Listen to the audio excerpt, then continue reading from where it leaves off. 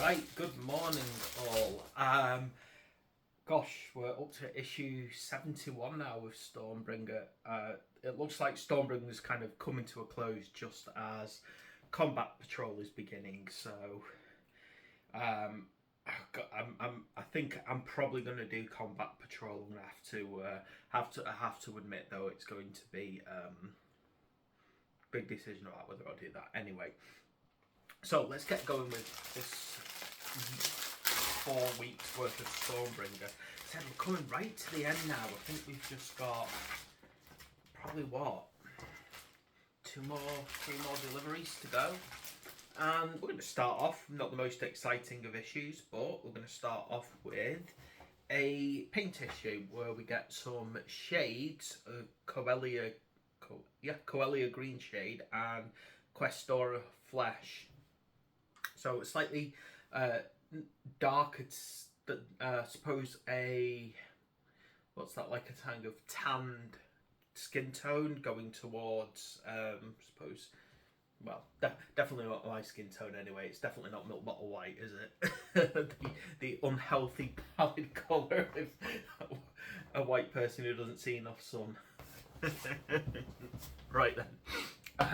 Anyway, we'll get onto that in a second. Okay then. Let's have a look at it. So yes, issue number 71. Gosh, this seems very apt, doesn't it? That there's a Skaven on the front there, just because the new Stormbringer editions just come out. Skaven Tide. Whether or not I would buy Skaven Tide, I don't know. I want the Skaven, but not for the Age of Sigmar. I want them for the old world. So if I bought that, I'd have like a half set of models I don't need, plus I'd have to rebase them all. So 50-50 on that one.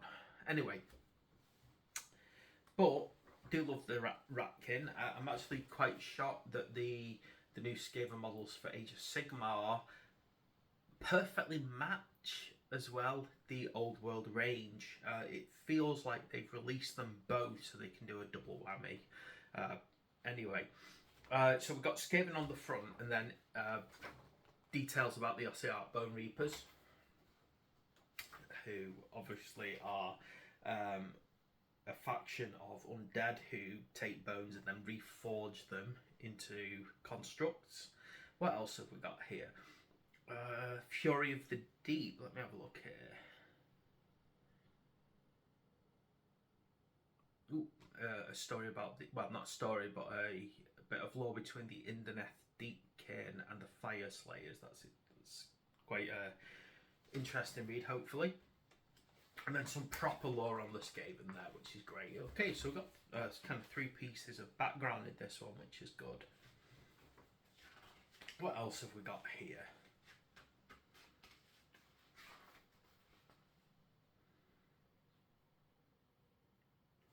I'm just having a quick. Okay, so yeah, how to paint. So a little bit on how to paint, how to use the 2 new colours. I'm just seeing sometimes in these paint issues you get not just how to paint, but sometimes like a little tutorial, like the one on how to do bases. This one doesn't have that. It's just predominantly how to use the new paints. We got the Caradron Overlords, a bit of information about them. And then we're moving on to, let's have a look here, a new battle plan, which, again, these tend to be linked battle plans now. Admittedly, the paint issues, there's not always a lot to talk about in them in the end, because they are exactly what you see. It's a couple of new paints and the details in the magazine, which I'm glad it's got a bit more lore, this one. The paints, this is a good, I don't really have a green shade, so I'm glad I've actually got this now.